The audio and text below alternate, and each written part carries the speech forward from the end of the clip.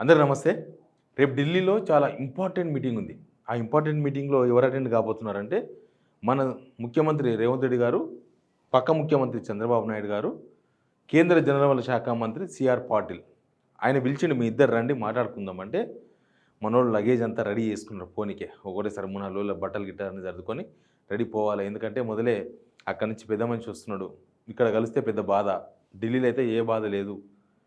ఎందుకు కలుస్తున్నారంటే బనకచెర్ల ఇష్యూ మీద కలుస్తారంట. బనకచెర్ల ఇష్యూ అంటే మీకు తెలుసు కదా, మన గోదావరి నీళ్ళు మొత్తం ఆయన పెద్ద ప్రాజెక్ట్ కట్టి తీసుకొని పోదామని ప్రయత్నం చేస్తున్నాడు. దానికి ఇక్కడ నుంచి తగినంత సపోర్ట్ లభిస్తున్నది. ఇక ఆ సపోర్ట్‌లో ఇప్పుడు ఈ మీటింగ్ ఒకటి చాలు అయింది. చాలు చేయబోతున్నారు. అసలు ఏం జరగబోతుంది? ఇది పొలిటికల్ మీటింగ్ ఇది. 100కు 100% పొలిటికల్ మీటింగ్. ఎందుకు పొలిటికల్ మీటింగ్ అంటున్నాం దీన్ని? దీనివల్ల తెలంగాణకు లాభమా? నష్టమా? అసలు ఆయన విలువడేంది? ఈయన పోవుడేంది? ఆయన ఎవరో ఒక పెద్ద మనిషి మీటింగ్ పెడితే ఈయన పోవడం ఏంది? ఎందుకంటే మనం కాదు కదా ప్రాజెక్ట్ కడుతున్నది. వాళ్ళు పంచాయతీ పెట్టాల్సింది ఎవరు? పంచాయతీకి పిలవాల్సింది ఎవరు? పంచాయతీకి పోవాల్సింది ఎవరు? ఇప్పుడు ఏం జరుగుతుంది? అన్ని అంశాల మీద మాట్లాడదాం. సబ్స్క్రైబ్ చేసుకోవడం మర్చిపోవద్దు. ఇప్పుడు మనకు కొంత జాగా ఉంది. యాడ్నో ఊర్లోనో, హైదరాబాద్‌లోనో, టౌన్‌లోనో. అవతల పక్క జాగా అయినా కొద్దిగా మన దానిలోకి జరిగి ఇల్లు కడదామని చూస్తుండు. ఇల్లో గోడనో కడదామని చూస్తుండు. అప్పుడు ఏమవుతుంది? మనం నా దానిలోకి ఇట్లా వస్తే నీ కాళ్ళు ఇరుగుతాయని చెప్తాం మనం. అవతలడు రాయి వేస్తే తీసి అవతలకి ఇసిరేస్తాం. నా జాగాలకు నీ రాయి ఎందుకు వచ్చింది రా అని. గుంత తీస్తే డబల్ జేసీబీ పెట్టి పూడ్చిపిస్తాం. నా జాగాలో నువ్వెవరు రాబాయి గుంత దీనికే అని. అప్పుడు పంచాయతీ ఎవరు పెడతారు? ఎవరు పెట్టాలి? పంచాయతీ ఎవరు పెట్టుకుంటారు? మనం పంచాయతీ పెడతాం. ఒకరిని పిలిపించి, ఒక పెద్ద మనిషి పిలిపించి, ఈయన అగడు పట్టిస్తుండు, మా భూమిలోకి రావాలని చూస్తున్నాడు అని. ఎందుకంటే న్యాయం మన వైపు ఉంది కాబట్టి పంచాయతీ పెడతాం. పంచాయతీ పెట్టుకొని పెద్ద మనిషిని కూర్చోబెట్టుకొని ఇద్దరం మాట్లాడుకొని రాకుండా కట్టడి చేస్తాం. ఇది మామూలుగా జరిగే పంచాయతీలు. కానీ ఈడ మన గోదావరి జలాలను, గోదావరి నీళ్లను మొత్తం ఎత్తుకొని పోయి అటు రాయలసీమ దాకా తీసుకుపోవాలని చంద్రబాబు నాయుడు ప్రయత్నం చేస్తున్నాడు. మన నీళ్ళు ఎత్తుకొని పోవాలని. ఇప్పుడు అన్యాయం జరిగేది ఎవరికి? మనకు, మన తెలంగాణకు. అదే జరిగితే ఇప్పుడు పంచాయతీ పెట్టాల్సింది ఎవరు? మనం కోర్టుకు పోవాలి, మనం పంచాయతీ చేయాలి. నువ్వెవరు మా నీళ్ళు ఎత్తుకపోని కానీ. అది కాదు. చంద్రబాబు నాయుడు ఒక పెద్ద మనిషి దగ్గర పోయిండు. అదే కేంద్ర జలవనరుల శాఖ మంత్రి పాటిల్ దగ్గర పోయిండు. పోతే ఈయన పిలుస్తున్నాడు, ఈ రాష్ట్ర ముఖ్యమంత్రిని పిలుస్తున్నాడు. ఈయన పోతున్నాడు. యాక్చువల్గా ఇట్లాంటి వివాదాలు వచ్చినప్పుడు అఫీషియల్గా పెట్టే మీటింగ్ అపెక్స్ కౌన్సిల్ మీటింగ్ అంటారు దాన్ని. దానికి ముఖ్యమంత్రులు పోతారు, ఆఫీసర్స్ పోతారు, తర్వాత సిడబ్ల్యూసి సెంట్రల్ వాటర్ కమిషన్కి సంబంధించిన సభ్యులు వస్తారు, తర్వాత కేంద్ర జలశక్తి శాఖ సేమ్ మనలాగా ఇరిగేషన్ డిపార్ట్మెంట్ లాగానే సెంట్రల్ ఇరిగేషన్ శాఖ ఆఫీసర్స్ వస్తారు. అందరు కూర్చొని మాట్లాడుకుంటారు.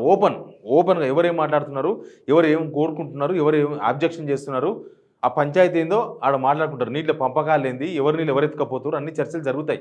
Apex council meeting. ఇది అపెక్స్ కౌన్సిల్ మీటింగ్ కాదు. ఇప్పుడు జరగబోయే మీటింగు చంద్రబాబు, రేవంత్ రెడ్డి గారు, కేంద్ర జలవనరుల శాఖ మంత్రి సిఆర్ పాటిల్, వీళ్ళు ముగ్గురే ఆఫీసర్స్ పోరంట. ఇరిగేషన్ మినిస్టర్ ఉత్తమ్ కుమార్ కూడా పోడంట. ఉత్తమ్ కుమార్ కూడా అలవలేదు. వీళ్ళిద్దరిని కూర్చోబెట్టి ఒక ప్రైవేట్ పంచాయతీ పెడుతుంది సెంట్రల్ గవర్నమెంట్, సెంట్రల్ మినిస్టర్. అని సెంట్రల్ మినిస్టర్ పిలిస్తే రేవంత్ రెడ్డి పోవడం ఏంది? పంచాయతీ మనం పెడతాం, మోడీ దగ్గర పెడతాం, లేకపోతే కోర్టులో పెడతాం, కోర్టుకు పోతాం, పోయి మనకు జరుగుతున్న అన్యాయం మీద చెప్తాం. మరి ఇప్పుడు ఆయన పంచాయతీ పెడితే ఆయన కాంప్రమైజ్ కోసం పెడుతున్నాడు. అరే మీ నీళ్ళు ఎత్తుకపోతా చూస్తూ మనవనివే కదా. మనోళ్ళు కూడా మేము చూసినట్టు ఉంటాం, నీ పన్ను కానిచ్చుకో. వాళ్ళు కొంతమంది అడుగుతుంటారు, పట్టించుకోవద్దు, మేము చూసుకుంటాం వాళ్ళ సంగతి. అట్లే ఉంది ఇక్కడ పంచాయతీ. 2-3 రోజుల క్రితమే, ఒక వారం క్రితం, ఒక 2 days ఢిల్లీలో ఉన్నారు ముఖ్యమంత్రి గారు రేవంత్ రెడ్డి గారు. సిఆర్ పాటిల్ అపాయింట్మెంట్ అడిగిండు. బనకచెర్ల మీద నేను ఫిర్యాదు చేస్తా అని ఆయన ఇచ్చిండు. ఈయననే క్యాన్సిల్ చేసుకుండు. ఎవరి ఒత్తిడి మేరకు క్యాన్సిల్ చేసుకున్నారు, ఎవరు ఫోన్ చేస్తే ఆ అపాయింట్మెంట్ క్యాన్సిల్ చేసుకొని మళ్ళీ హైదరాబాద్కి వచ్చిండు అనేది ఒక క్వశ్చన్ ఇప్పటికీ ఉంది. ఇప్పటి వరకు రేవంత్ రెడ్డి గారు ఒక్క ప్రశ్న కూడా నీళ్ళు ఎత్తుకపోతున్నాను అడగాలనా వద్దా? ఎట్లెత్తుకపోతావు మా నీళ్ళను, నీ సంగతి చూస్తాం, మా రైతులందరిని తీసుకొని వస్తా నేను, చలో దేక్లేంగే అని కాదు. ఈయన పంచాయతీ కేసీఆర్ మీద. చంద్రబాబు మంచోడే, నీళ్ళెత్తుకపోతాడు. ఆయన వద్దంటున్నాడు కాబట్టి ఆయనతో పంచాయతీ చేస్తున్నాడు. బీఆర్ఎస్లు వద్దంటారు కాబట్టి వాళ్ళ మీద పంచాయతీ చేస్తున్నాడు. ఇదంతా కేసీఆర్ పుణ్యమే, కేసీఆర్ పెట్టిన రాజపుండే. అప్పుడు కేసీఆర్ సంతకం పెట్టిండు, అప్పుడు కేసీఆర్ చెప్పిండు కాబట్టి వాళ్ళు నీళ్ళు తీసుకొని పోతున్నారు. అంటే మరి మీరేం చేస్తారు, సహకరిస్తారా? దాని అర్థం అదే కదా. ఇప్పుడు స్టార్ట్ అయింది ప్రాజెక్టుకి అర్థం అంటున్నాడు. సరే ఇప్పటికిప్పుడు తాత్కాలికంగా ఆగింది, సిడబ్ల్యూసీ ఆపింది, కొద్దిగా ఆగుండ్రి నీళ్ళు లెక్క తేల్చుదామని, పర్యావరణ అనుమతులు రాకుండా స్టార్ట్ చేస్తే కొద్దిగా ఆగమన్నారు. ఒకవేళ బనకచెర్ల కనుక తీసుకుంటే పోలవరం డిపిఆర్ కూడా చేంజ్ అవుతుంది, పోలవరం సైజు పెరిగిపోతుంది, ఇప్పటింతా ఉండదు. కాబట్టి ఇదంతా కొంత క్లారిటీ రావాలి, ఆగమని తాత్కాలికంగా ఆపారు. అది కూడా పెద్ద హైడ్రామా లాగా కనిపిస్తుంది. ఎందుకంటే ఇక్కడ గొడవ పెద్దగా అయిపోయింది. తెలంగాణలో గొడవ పెద్దగా అయిపోయి జనమంతా కూడా అయ్యో మనకి చేస్తుండే చంద్రబాబు నాయుడు, మళ్ళీ చంద్రబాబు నాయుడుకి ఇక్కడ రేవంత్ రెడ్డి సపోర్ట్ చేస్తున్నట్టున్నాడని చర్చ జరుగుతున్న టైంలో ఆ అంశం మీద చర్చ జరగదని కూల్ చేసిండ్రు. అప్పటికి తాత్కాలికంగా కూల్ చేసిండ్రు. ఒకవేళ కేంద్ర ప్రభుత్వం ఆపేసింది చిత్తశుద్ధితోనే అయితే, తెలంగాణకు అన్యాయం జరగొద్దన్న ఉద్దేశంతోనే ఆపినట్లయితే మళ్ళీ ఈ ప్రైవేట్ మీటింగ్ ఎందుకు పెట్టిండ్రు? ఉప్పర్ మీటింగ్ అంటాను నేను. ఇది ప్రైవేట్ మీటింగ్ కూడా కాదు, ఉప్పర్ మీటింగ్. కోర్టులో చూసుకోవాల్సినోడు, ఇప్పుడు నేను ఇంకొక పార్టీ ఉన్నాం, కోర్టులో చూసుకోవాలి, కోర్టులో కేసు వేసుకుందాం అనుకున్నాం, అవతల మీద కేసు వేద్దాం అనుకుంటున్నా.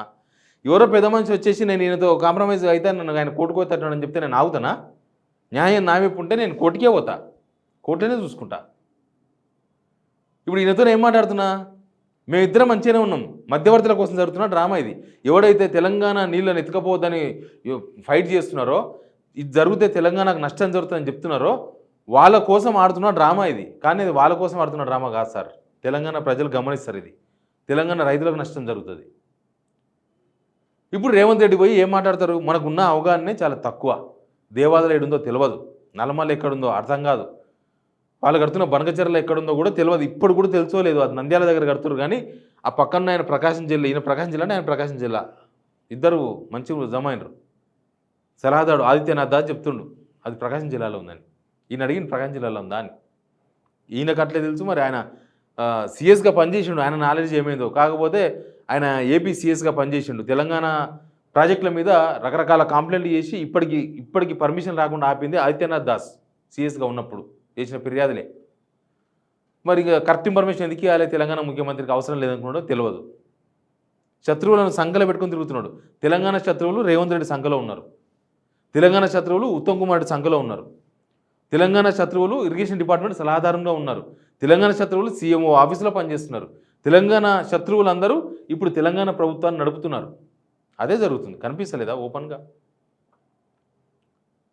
ఇప్పుడు నిన్న ఒక ప్రెస్ నోట్ వచ్చింది, ఈ మీటింగ్ ఉంది అనగానే ఒక ప్రెస్ నోట్ వచ్చింది, సీఎం ఆఫీస్ నుంచి వచ్చింది. ఈ ప్రెస్ నోట్లో ఏమంటారు అంటే, వాళ్ళు కృష్ణా గోదావరి జలాల్లో తెలంగాణ రాష్ట్రానికి రావాల్సిన ప్రతి నీటి బొట్టును సద్వినియోగం చేసుకోవాలని, రాష్ట్రానికి న్యాయపరంగా కావాల్సిన నీటి వాటాల సాధనకు కేంద్ర ప్రభుత్వం ఒత్తిడి పెంచుతామని అన్నారు.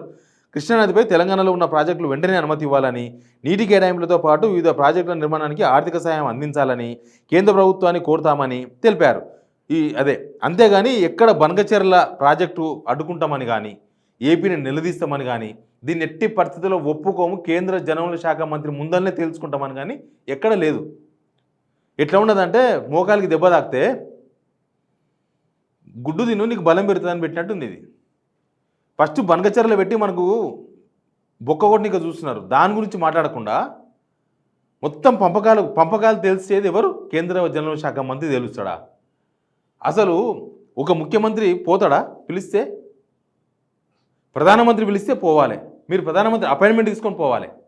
అవసరమైతే ప్రధానమంత్రి అధ్యక్షతన జరిగే మీటింగ్ పోవాలి. మీరు అపెక్స్ కౌన్సిల్ మీటింగ్ పెట్టుకుంటే అందరి ముందర మాట్లాడాల్సి వస్తుంది. అప్పుడు ఎవరు రంగేందో అసలు విషయం ఏందో తెలుస్తుంది. ఈడ నాలుగు గోడల మధ్య ఇలా గూడుపుటాన్ని ఏం నడపాలనుకున్నారు? మీరందరూ ఒకటే, రేవంత్ రెడ్డి, చంద్రబాబు నాయుడు. చంద్రబాబు నాయుడు మద్దతు లేకుండా సెంట్రల్ గవర్నమెంట్ లేదు. వాళ్ళు చంద్రబాబు నాయుడు కోసం తీవ్ర ప్రయత్నాలు చేస్తున్నారు. అప్పుడప్పుడు శాంతి పోయేందుకే ప్రయత్నాలు చేస్తూ ఉంటారు. ఇప్పుడు మీరు పోయి ఏం మాట్లాడతారు? మీరు ఒక్కరు పోయి ఒక ఆఫీసర్ లేకుండా, ఎవరు లేకుండా ఏం చేస్తారు? అసలు ఏం జరుగుతుంది గూడుపుటాన్ని? అందుకే ఇది పొలిటికల్ మీటింగ్ అంటున్నాం. ఇక యాక్చువల్గా ఇందాక నేను పంచాయతీ చెప్పిన కదా, ప్లాట్ పంచాయతీ. యాక్చువల్గా ఆయన మన నీళ్ళని దోసుకొని పోవాలని చూస్తున్నాడు కాబట్టి మనం కాళ్ళలో కట్ట పెడితే ఆయన పంచాయతీ పెట్టి మనల్ని పిలుస్తాడు. రేవంత్ రెడ్డి గారేమో నేను పిలిచి మాట్లాడతా, నేను ఆయన పిలిచి మాట్లాడతా, ఆయన పిలిచి మాట్లాడతా, నిన్న మొన్నటి దాకా మాట్లాడినారు. ఆయన పిలిచి మాట్లాడతారంట. ఆయన నీళ్ళు ఎత్తుకపోతాను ఆయన పిలిచి బతిమలాడుకుంటాడంట. ఆయన తీసుకుపోకు ప్లీజ్ అని, లేకపోతే ఇంకేమైనా మాట్లాడుకుంటారా? ఏదో మొత్తం బనకచర్ల విషయంలో రేవంత్ రెడ్డి గారు ఆయనకు తెలుసు, తెలియకపోవడం ఏం కాదు, అన్నీ తెలుసు, కానీ బయటికి తెలియనట్టు నటిస్తున్నట్టుగా అనిపిస్తుంది. ఈ నీళ్లు ఎటు తిరిగి ఏపీ తీసుకుపోతానంటు మొన్న వాళ్ళు ఎట్లా తీసుకుపోతారు? తీసుకుపోతే మనం ఏం చేయాలో కూడా చెప్పాలి, యాక్షన్ ప్లాన్ ఉండాలి కదా.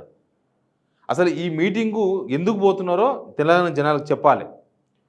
బనకచర్ల మీద ఆల్రెడీ డిపిఆర్ తయారైంది, వాళ్ళు ప్రయత్నాలు చేస్తూ ఉన్నారు. సెంట్రల్ గవర్నమెంట్ ఆపదని మీకు తెలిసినప్పుడు తెలంగాణ గవర్నమెంట్ ఏం చేయాలి? కోర్టుకు పోవాలి. ఇప్పుడు ఈ ట్రిబ్యునల్స్ కన్నా అన్నిటికన్నా కోర్టే ఎక్కువ, సుప్రీంకోర్టే ఎక్కువ. సుప్రీంకోర్టులో ఒక్క పిటిషన్ వేసిండ్రా? ఏమీ లేదు.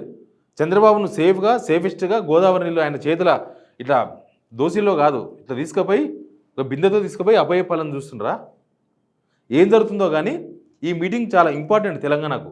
వాళ్ళిద్దరు ఒప్పందాల కోసమో వాళ్ళిద్దరు అండర్స్టాండింగ్ కోసమో కాదు జరగాల్సింది, తెలంగాణ భవిష్యత్తు కోసం జరుగుతున్న మీటింగ్ ఇది.